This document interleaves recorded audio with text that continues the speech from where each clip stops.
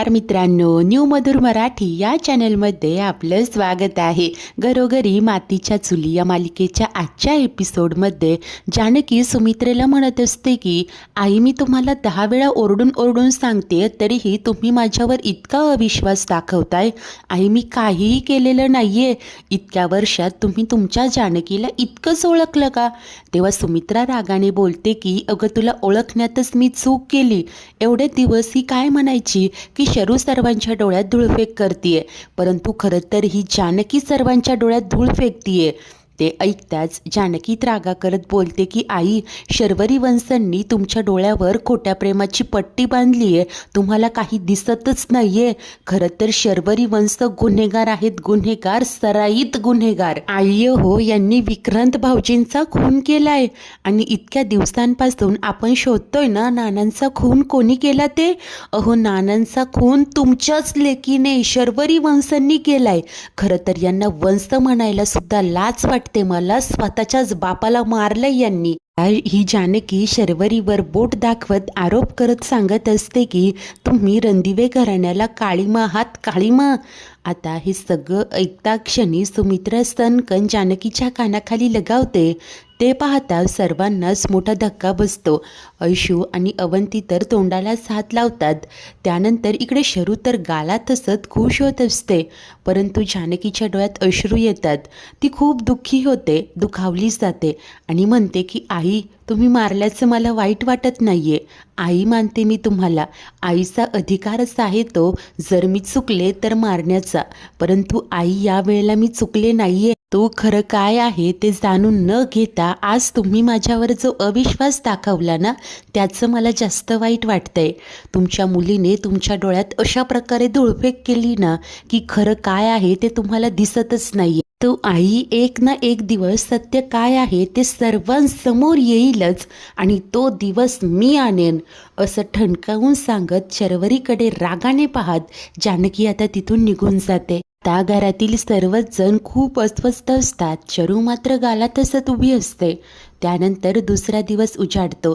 शरू रूममध्ये टेन्शनमध्ये फेऱ्या मारत असते.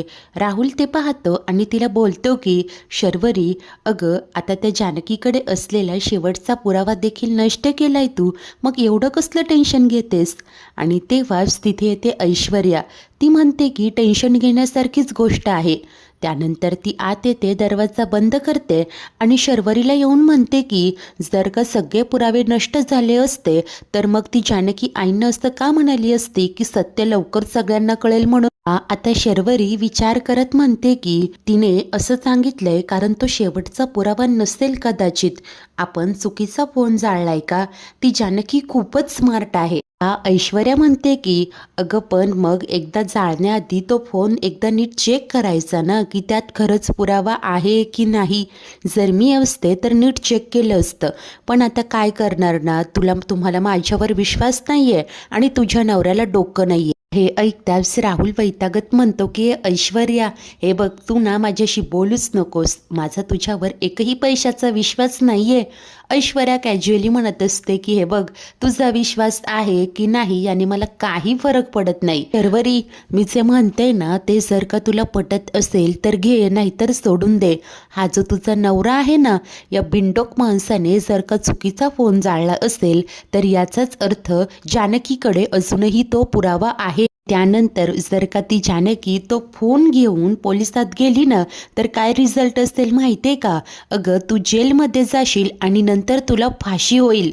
आता हे ऐकून राहुल रागाने म्हणत असतो की गप्प बसतेस का? तेव्हा शर्वरी राहुलला गप्प करत म्हणते की राहुल, अरे गप्प बस. ऐश्वर्या बरोबरच म्हणते, आपल्याकडून चूक झालीये.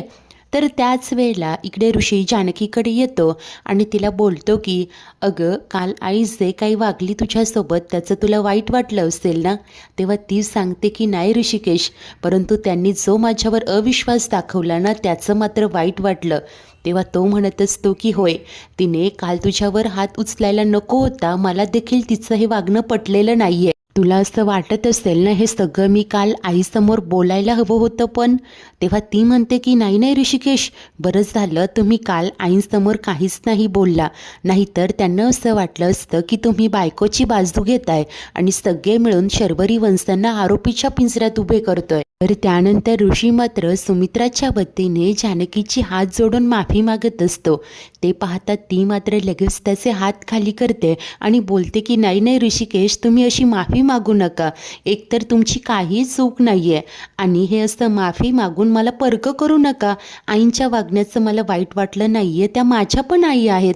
आई जर का इतक्या विश्वासाने म्हणताय की त्यांनी मला पाहिलं असेल, तर मग कदाचित पाहिलं असेल. तेव्हा ऋषी म्हणतो की काय तिने तुला पाहिलं असेल. जानकी विचार करते, म्हणते की एक मिनिट ऋषिकेश, ती कपाटात येऊन तिच्या साड्या पाहते आणि ऋषीला कॉन्फिडेंटली सांगते की आईंनी जानकीला पाहिलं, पण खऱ्या नाही तर खोट्या जानकीला. तर त्याच वेळेस इकडे राहुल म्हणत असतो की ठीक आहे, जर का आपल्याकडून चूक झाली आहे तरीही चर्चा करण्यात काय अर्थ आहे. अगं पुढे काय करायचंय ते पाहायला हवं ना.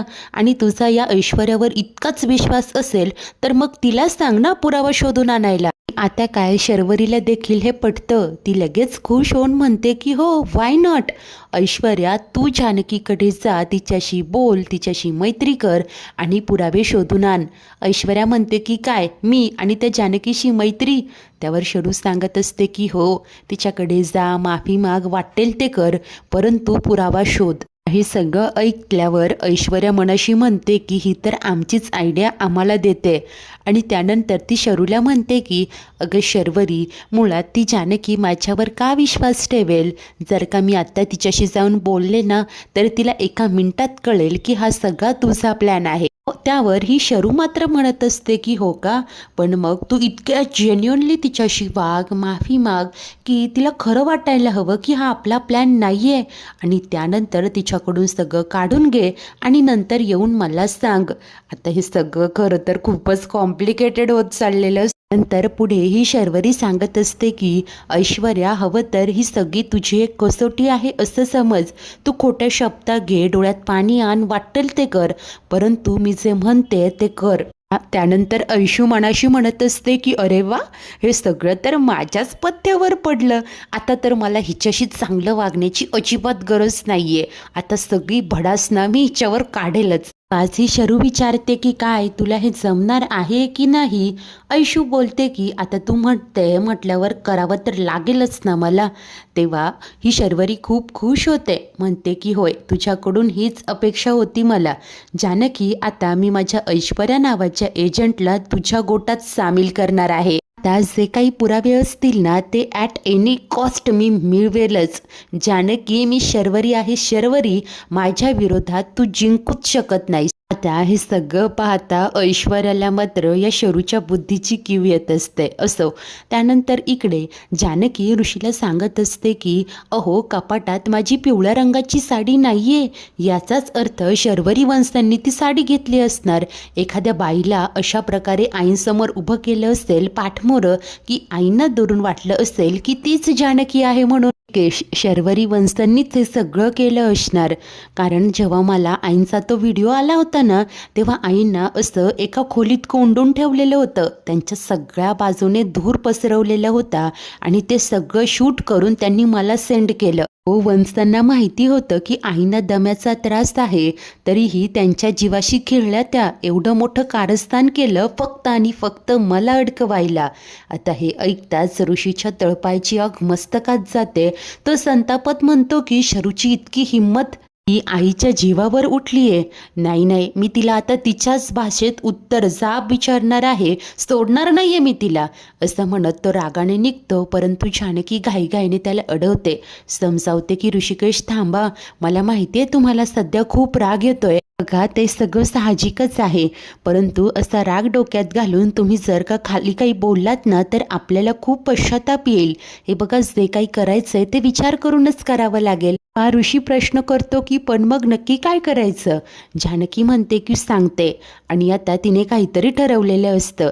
तेव्हाच आता अवंतिका किचनमध्ये असते. ऐशू येऊन विचारते की जानकी कुठे आहे. तेव्हा ती सांगते की अगं खोलीत आहेत ग, अपसेट आहेत, नाराज आहेत, आई बोलत नाहीये ना त्यांच्याशी. आणि आई तरी असं का वागताय ना वहिनींशी मला कळतच नाहीये ग. तेव्हाच ऐशू बोलते की मला जानकीला भेटायचंय. तेव्हा अवंतिका धक्क्याने म्हणते की काय अगं तू हे काय करते. जर का तुला जानकी वहिनींशी बोलताना त्यांना भेटताना जर का शर्वरीताईंनी पाहिलं तर ऐश्वर्या सांगत असते की हे बघ मला रिस्क घ्यावीच लागेल, जानकीला भेटावंच लागेल. ती शर्वरी ना खूप विचित्र बाई आहे ग. तिच्याशी हात मिळवणी करूनच मी चूक केली. आणि इतक्यात मागणं शर्वरी येते. आता अवंतिका जरा दचकते. ऐश्वर्याला इशाऱ्याने सांगत असते की मागे शर्वरी आली आहे म्हणून. परंतु ऐशू मुद्दामून मोठमोठ्याने बोलत असते की हो ना अगं ती शर्वरी खरंच खूप विचित्र बाई आहे ग, फक्त त्या राहुलचं ऐकते. सगळं ऐकल्यावर क्षणभर शरू मनातनं खुशच होते, कारण तिला वाटत असतं की ऐश्वर्याने तिचा सगळा प्लॅन ॲक्टिवेट केला आहे म्हणून. आता त्यानंतर ती पुढे येते आणि म्हणते की वा ऐश्वर्या वा, अगं तुझं हे सगळं मत आहे माझ्याबद्दल. तरीही राहुल मला सांगत होता की हिच्यावर विश्वास ठेवू नको, एक ना एक दिवस ही जाऊन त्या जानकीला सामील होईल. तुला जरा बोलले तर तू लगेच पार्टीच बदलली, विश्वासघात केलाय माझा, बोल. तेव्हा आता ऐशू म्हणत असते की हो वागले मी असं, मला जसं हवं ना मी तसंच वागते, मी नाही घाबरत कुणाला, मला जिथे हवं तिथेच मी राहते. असंही तुला हवं ते तू कर, तू समजू शकतेस ना मी जानकीच्या बाजूने आहे, कारण मला तुझी गरज नाहीये तर तुला माझी गरज आहे, कळलं. का शर्वरी बोलत असते की इतका माच करू नकोस, जरा जमिनीवर ये, कारण कसं आहे ना वेळ आणि जानकी कधी तुझ्या विरोधात जातील तुला कळणार देखील नाही. तसंही त्या जानकीच्या गटात जाऊन तुला काही फायदा नाहीये, कळलं. थँक गॉड राहुलने मला इतक्या वेळा सांगितलं होतं, म्हणून मी अजून एकही सिक्रेट तुझ्यासोबत शेअर केलं नाही. आणि हे बघ मी एकटी इनफ आहे, मी एकटी लढू शकते, मला गरज नाही आहे तुझी. आणि तुला जर का आता वाटत असेल की तू जानकीच्या बाजूने गेलीये म्हटल्यावर तुला तुझा हिस्सा मिळेल, तर असं अजिबात होणार नाही. ऐशू बोलते की जे होईल ते होईल, माझं मी बघून घेईल, परंतु मला आता तुझ्या त्या थर्ड क्लास राहुलकडून माझा अपमान करून घेण्यात काहीच इंटरेस्ट नाहीये. शरू म्हणते की हे जे बोलते ना एक दिवस नक्कीच पश्चाताप होईल तुला. जेव्हा माझ्याकडे परत येशील माफी मागशील ना तेव्हा मी तुला अजिबात माफ करणार नाही, लक्षात ठेव. आणि आता काय अशा प्रकारे या दोघीही अवंतिका समोर कचाकच भांडत असतात, एकमेकींना बोल लावत असतात. अवंतिका बिचारी तर पुरती गोंधळून गेलेली असते, तिला हे सगळं खरंच वाटत असतं. नंतर शरू रागाने तिथून निघून जाते. तेव्हा अवंतिका म्हणते की ऐश्वर्या अगं हे तू काय केलंस. तेव्हा ऐशू मात्र तिला गप्प करते आणि समजावते की आता शांत राहा, मी तुला सगळं काही नंतर समजावेन. आता त्याच वेळेस इकडे शरू जात असताना समोरनं जानकी येते आणि तिला पाहताच हिला तर खूप चेव येतो. ती म्हणते की वहिनी अगं आज तर मला तू खूप बिचारी वाटते ग. नाही म्हणजे आईने तुला मारायला नको होतं ग, चूकच झाली ना तिची. काय ग पण तू तर तिथे नंतर आलीस ना, मग आईला कशी काय दिसलीस, आईला भास वगैरे झाला की काय. तेव्हा जानकी सांगते की नाही अहो तिथे आईंना तर जानकी दिसली, त्यांना जे दाखवण्याचा प्रयत्न केला गेला ते बरोबर दिसलं, परंतु एवढंच की ती खरी जानकी रणदिवे नव्हती. माझ्या कपाटातली जेव्हा एक साडी गायब होती ना तेव्हाच मला कळलं की या सगळ्यामागे कोण असणार, माझ्या लाडक्या वंश. शरू देखील हसूनच म्हणते की कळलं तुला. नाही तशी तू हुशारच आहे म्हणा, मान्यच करते मी. खरं तर मला नव्हती घ्यायची ग तुझी साडी, पण काय आहे ना ती साडी जुनी झाली होती, विचार केला की एखाद्या गरीबाला द्यावी, माणसाला सामाजिक भान असावं ना असं काहीतरी. पण तू चुकीचा अर्थ काढू नकोस हं. बघ मी त्या बाईला साडी देऊन टाकली ना, तेव्हा तर मलाही माहिती नव्हतं ग की असं काहीतरी होईल म्हणून. आता हे सगळं ऐकल्यावर जानकी उपहासाने म्हणते की अरे वा केवढा तो चांगुलपणाचा अभिनय. नाही थोडासा अभिनय ना जरा राखून ठेवा. काय आहे जेलमध्ये गेल्यावर सेल्फ एंटरटेनमेंट करण्यासाठी कामी येईल. हे ऐकता क्षणी शरूच्या चेहऱ्यावरचा रंग चोडतो. तेव्हा जानकी बोलत असते की होय लवकरच मी तुम्हाला इथून उचलून ना जेलमध्ये टाकणार आहे, कारण शर्वरी वंश तुमच्या पापाचा घडा आता भरलाय. वंश अहो प्रत्येकाला आपल्या पापाची फळंही भोगावीच लागतात, ते प्रत्येकाच्या वाट्याला येतं आणि लवकरच ते तुमच्या वाट्याला येईल याची मला खात्री आहे. असं आता जानकी खुश होऊन बोलत असते. त्यानंतर ती तिथून निघून जाते. आता मात्र शरूला प्रचंड टेन्शन येतं. ती म्हणते की हिच्याकडे नक्कीच दुसरा काहीतरी पुरावा आहे, त्याशिवाय ही इतकी हवेत उडणार नाही. नशीब मी ऐश्वर्याला हिच्या बाजूने व्हायला सांगितलं, निदान आता मला कळेल तरी की कशाच्या जोरावर ही इतकं उडतीये. असा विचार करून ती आता जरा रिलॅक्स होत असते.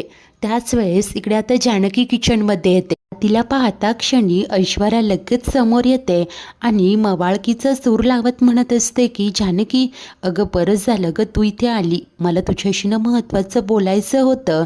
हे बघ, आपल्यात जे काही झालंय ते सगळं तू विसरून जा.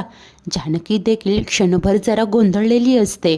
तर आता ही शर्वरी मात्र दुरून लपून छपून यांचं काय सुरू आहे ते सगळं ऐकत असते. नंतर ऐश्वर्याने शरूला पाहिलेलं असतं. ती लगेच जानकीचे पाय धरत म्हणते की हे बघ, हवं तर मी तुझ्या पाया पडते.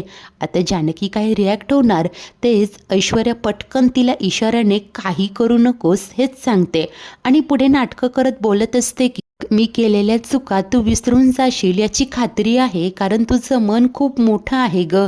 मी सतत तुझ्याशी वाईट वागले. I am really sorry, genuinely sorry. असं म्हणत ऐश्वर्या आता रडायला लागते. तेव्हा जानकी म्हणते की आता ही काय नवीन नाटकं सुरू केली आहेस तू, चल उठ इथून. तेव्हा ऐशू तिला कन्व्हिन्स करत असते की काय नाटकं नाही ग जानकी, मी नाटक नाही करत. मी खूप चुका केल्याय. मी तुझ्या बाबतीत चुकीचं वागले ग. सगळं सुरू असताना शरू इकडे कान टावकारत आता पाहतच असते. तेव्हाच जानकी म्हणते की ऐश्वर्या काय ग, चक्क तू माझी माफी मागते, याचाच अर्थ काहीतरी गडबड आहे. नक्कीच पुढची प्लॅनिंग सुरू आहे. वा ऐश्वर्या म्हणत असते की काय गडबड नाही ग जानकी, खरंच असं काहीही नाहीये. खरं तर मला माझी चूक कळलीये, प्लीज मला माफ कर. जानकी, मला तुझी किंमत कळालीये. तेव्हा जानकी आश्चर्याने बोलते की काय म्हणालीस की किंमत कळालीये? काय ग ऐश्वर्या, माझी किंमत कळालीये, एवढा बदल नाही झालंय काय तुला? हे बघ, मला माहितीये तू सरड्याप्रमाणे रंग बदलतेस आणि आता हा कुठला रंग आहे? ऐश्वर्या, तुला काय वाटतंय मी आता सहज तुझ्यावर विश्वास ठेवेल? नाही, मला आधी असं वाटलं होतं की ऐश्वर्या बदलली. तू ही ऐश्वर्या कधीच बदलू शकत नाही, हे तू सिद्ध केलंय शर्वरी वंशांशी हात मिळवणी करून. काय ग, तुला खरंच असं वाटतंय की तुझे हे नाटकं अश्रू बघून मी खरंच तुला माफ करेन? नाही ना ऐश्वर्या, माणूस एकदा दोनदा चूक, परंतु जर तो वारंवार चुका करत असेल तर तो सगळं जाणून बुजून करत असतो आणि तू नेहमी असंच करत आली आहेस. आता यापुढे तू कधीच माझा विश्वास जिंकू शकत नाही ऐश्वर्या. हे बघ, कितीही मगरीचे अश्रू ढाळ तरीही नाही, ही नाटकं ना बंद करायची. चल निघ इथून, असं जानकी रागाने ओरडते. आता हे सगळं काही इकडे या शरूला खरंच वाटत असतं. बिचारी अवंतिका सगळं माहीत असूनही खूप गोंधळलेली असते, कारण पुढचा प्लॅन अद्याप तरी तिला ठाऊक नसतो. तेव्हाच आता काय, रागात असलेली ऐश्वर्या चिडून उठते आणि म्हणते की काय, अगं मी तुझ्या पायाशी येऊन माफी मागते तरीही तू माफ करत नाहीये, निघायला सांगते. ग तू इगो दुखावलास माझा, हे सगळं तुला खूप महागात पडेल, लक्षात ठेव. की म्हणते की होय, लक्षातच ठेवणार आहे मी. त्यानंतर ऐश्वर्या तोराने तिथून निघून जाते. हे सगळं काही पाहिल्यावर शर्वरीला मात्र खूप टेन्शन आलेलं असतं, कारण तिचा जो प्लॅन असतो की ऐश्वर्या जाऊन जानकीशी हात मिळवणी करेल वगैरे, ते सगळं इथं फिसकटलंय असंच तिला वाटत असतं. तेव्हाच जानकी तिरकस नजरेने मागे असलेल्या शरूला पाहते आणि गालात हसत असते. हे सगळं काही जानकीच्याही आता लक्षात आलेलं असतं. मित्रांनो, आजचा एपिसोड तर इथेच संपतो. तर पुढील भागात आता जानकी शर्वरीला येऊन सांगते की माझ्याकडे अजून एक पुरावा आहे, नानांची डायरी. तुम्हाला तुमच्या पापांची फळं नक्कीच मिळतील शर्वरी वंश. आणि ती रागाने तिथून निघून जाते. आता मात्र शर्वरीला टेन्शन येतं. त्यानंतर ती ऐश्वर्याला येऊन सांगत असते की आज रात्री राहुल तुला एक मास्क आणि कॉस्ट्यूम देईल. काही झालं तरी आज आपल्याला ती नानांची डायरी शोधायचीच आहे. त्यानंतर काय, ही शरू कॉस्ट्यूम घातलेलं असतं. त्यानंतर घाईने ती डायरी घेऊन येते आणि सांगत असते की हे बघ, आपल्याला ती नानांची डायरी मिळाली ऐश्वर्या. आणि आता ऐश्वर्या ती डायरी हातात घेते. मित्रांनो, अखेर या डायरीत नक्की काय असेल, जानकी आणि ऐशूने मिळून असं नक्की काय ठरवलं असेल, सर्वच काही पाहणे खूप उत्सुकतेचे ठरेल. अशाच नवनवीन भागांच्या डेली अपडेट्ससाठी आपल्या न्यू मधुर मराठी या चॅनलला नक्की सबस्क्राईब करा. धन्यवाद.